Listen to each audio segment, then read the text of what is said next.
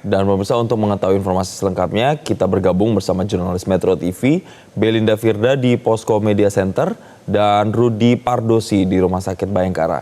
Kita ke Belinda terlebih dahulu. Selamat siang Belinda. Tadi kami dapat update bahwa korban meninggal dunia sampai dengan saat ini sudah 7 orang, begitu?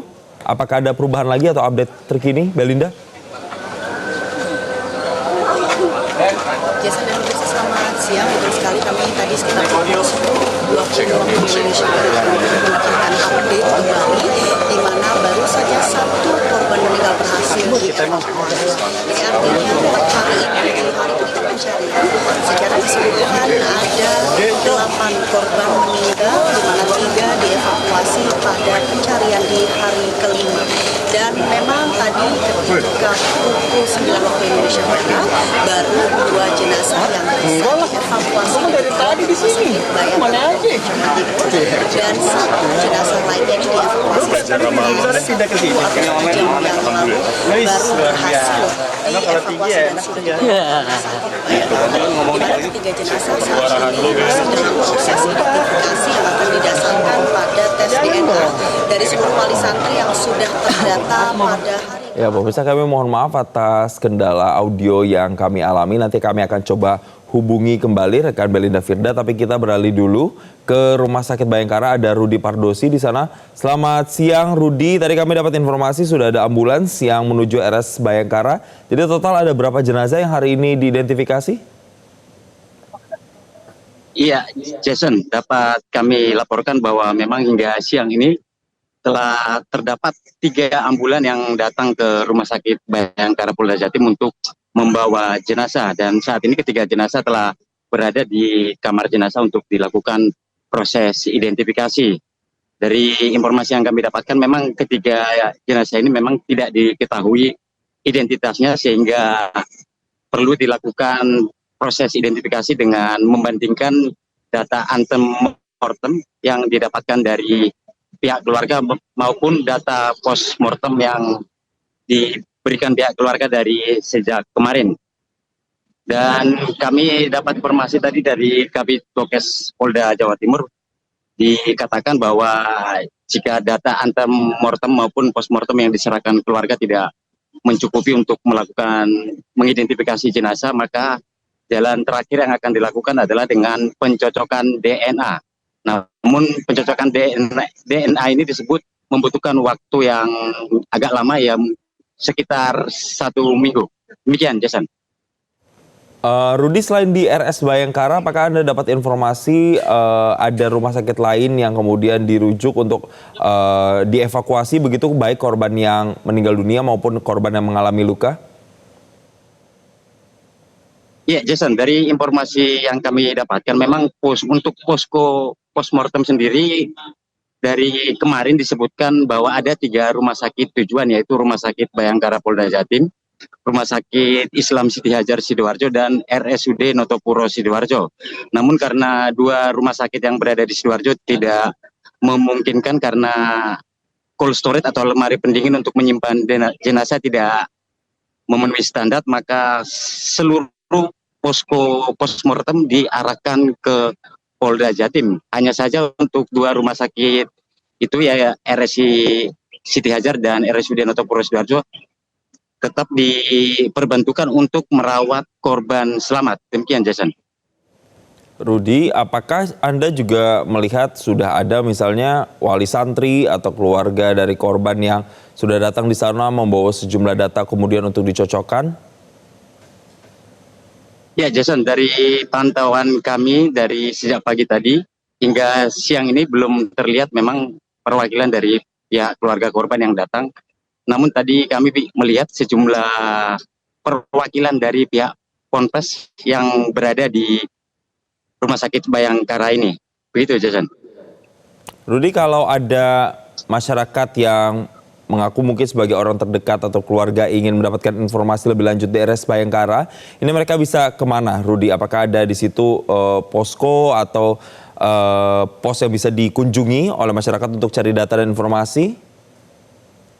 Benar sekali, Jason. Di Rumah Sakit Bayangkara Polda Jatim ini sendiri didirikan 2 posko, yaitu posko antemortem dan posko postmortem. Di lokasi ini juga saat ini sedang didirikan begitu tempat untuk tenda untuk anggota keluarga yang ingin datang menyerahkan data ataupun mencari informasi. Demikian, Jason. Lalu bagaimana dengan kronologinya sendiri, Rudi? Ini ketiga jenazah ini detailnya mereka ini sampai tadi di rumah sakit pada pukul berapa? Nanti tadi Anda juga jelaskan itu prosesnya bisa sampai 7 hari. Kenapa bisa sampai 7 hari? Prosesnya seperti apa nanti, Rudi?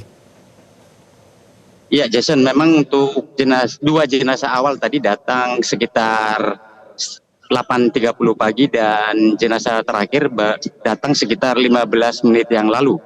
Dan seluruh jenazah saat ini telah dimasukkan ke dalam ruang jenazah begitu untuk dilakukan identifikasi. Adapun nanti proses identifikasi ini terlebih dahulu akan dilakukan dengan mencocokkan data antemortem atau data-data pembanding maupun data postmortem yang diberikan pihak keluarga seperti data gigi atau rekam medis, pakaian, foto, dan lain-lain. Namun jika data-data yang diberikan tadi tidak cukup untuk mengidentifikasi jenazah, maka langkah terakhir yang akan dilakukan adalah dengan pencocokan DNA. Hanya saja pencocokan DNA ini membutuhkan waktu kurang lebih 1 minggu. Demikian, Jason.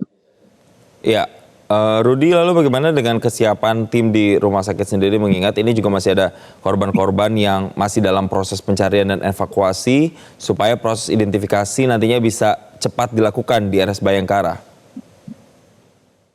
Ya, Jason, untuk rumah sakit Bayangkara sendiri memang cukup memungkinkan untuk dilakukan identifikasi jenazah karena di rumah sakit ini terdapat cold storage atau lemari pendingin untuk menyimpan jenazah yang bisa memuat atau menampung sekitar 100 jenazah.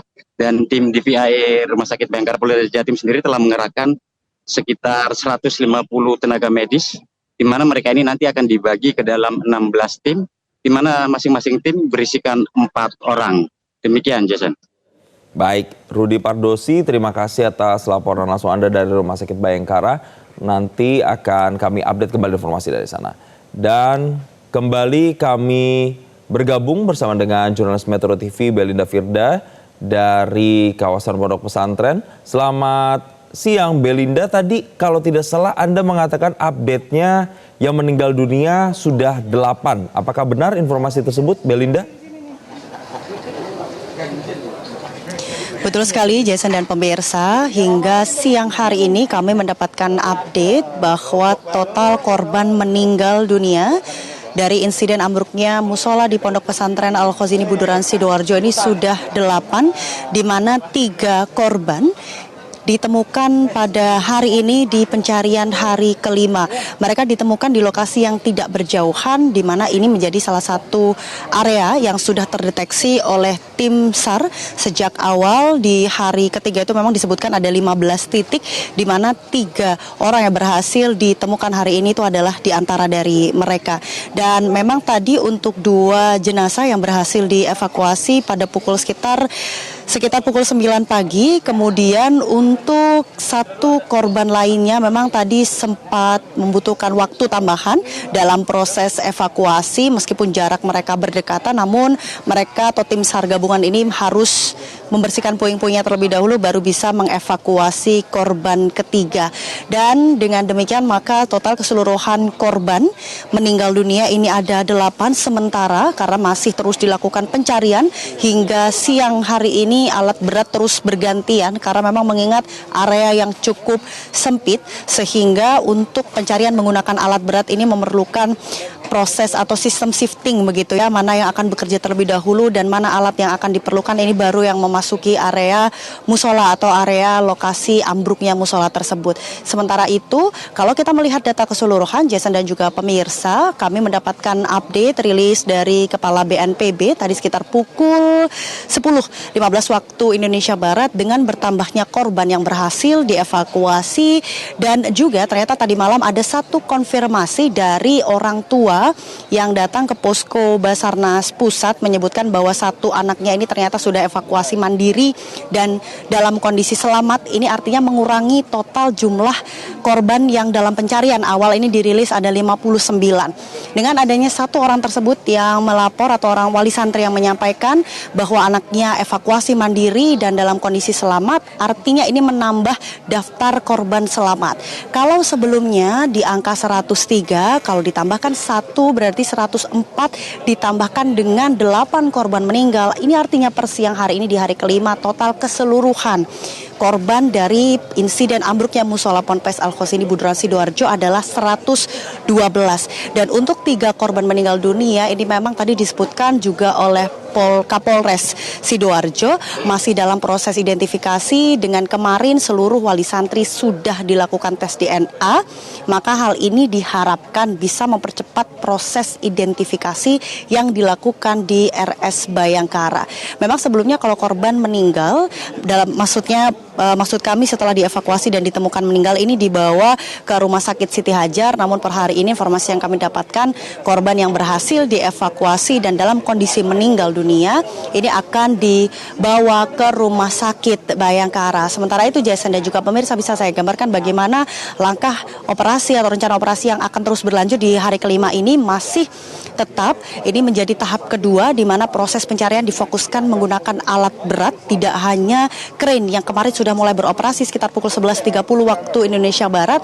Tadi malam sekitar pukul 1 dini hari ini ada satu alat ekskavator breaker yang mulai beroperasi untuk mempercepat proses penghancuran setiap layer beton yang menumpuk di reruntuhan, karena memang mengingat bahwa diduga masih ada sejumlah korban reruntuhan bangunan yang berada di lantai dasar. Dengan adanya ekskavator breaker ini diharapkan bisa mempercepat proses penghancuran dan juga akan dilakukan cutting ketika setiap beton ini berhasil dipotong kecil-kecil gitu ya, ini sehingga memudahkan dalam proses pengambilan atau sterilisasi atau clearing. Nah, sementara itu kalau bisa saya gambarkan juga pemirsa, di mana sebenarnya 3 korban ini berhasil dievakuasi. Ini titiknya berbeda dengan alat berat beroperasi. Alat berat beroperasi kalau misalkan atau bisa saya gambarkan berada di depan, sementara untuk evakuasi korban yang dilakukan manual ini ada di belakang, sehingga alat berat yang di depan tetap beroperasi dan korban yang di belakang ini dievakuasi dengan cara manual, sehingga memang kalau plotting tim SAR di lapangan ketika dalam proses evakuasi ini sudah terbagi titik-titik mana yang memang berfokus pada pembersihan puing-puing dan juga mana yang akan berfokus pada evakuasi jenazah.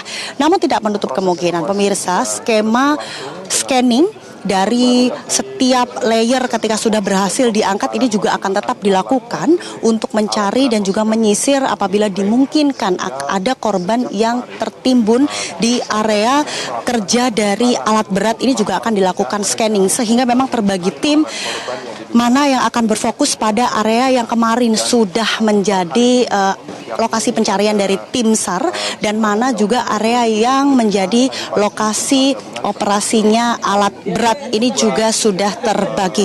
Kita juga akan menunggu bagaimana update pencarian hari ini. Besar harapan kami ada korban-korban lagi yang berhasil dievakuasi, karena kalau kita mengingat pemirsa, kemarin Kepala BNPB masih merilis bahwa secara keseluruhan ada 59 korban dalam pencarian. Ini tidak diketahui pasti lokasinya di mana. Apakah memang semua korban ini tertimbun atau justru seperti case yang tadi malam saya sebutkan tadi barusan, ada orang tua yang melapor bahwa anaknya selamat. Ini juga bisa menjadi kemungkinan yang akan mengurangi daftar pencarian korban. Nah, kalau kita rinci pemirsa, dari 59, 1 ini terlaporkan oleh wali santri ditemukan selamat dan 3 berhasil dievakuasi dalam kondisi meninggal. Berarti hingga siang hari ini masih ada 55 korban dalam pencarian. Kita masih menunggu apabila memang wali santri sudah mendapatkan informasi bahwa anaknya atau putranya ini selamat, bisa segera lapor ke posko informasi atau posko BNPB yang berada di sekitar Pondok Pesantren Putri. Hal ini sangat membantu dalam proses pencarian tim SAR gabungan yang ada di lapangan. karena mereka juga harus terus menyisir di seluruh area pencarian. Setiap layer blok ketika diangkat ini juga terus dicari, maka ketika ada informasi yang didapatkan oleh wali santri anak-anaknya selamat dan dievakuasi mandiri oleh teman atau kerabatnya, ini bisa segera melapor di posko Basarnas atau posko BNPB yang tidak jauh lokasinya dari asrama Putri. Jason. Terima kasih Belinda Firda atas laporan langsung Anda. Nanti kami akan update kembali informasinya dari sana. Selamat bertugas kembali. Dan pemirsa, informasi dalam breaking news kami lanjutkan usai jeda berikut. Tetaplah bersama kami. Jelajahi cara baru mendapatkan informasi. Download Metro TV Extend sekarang.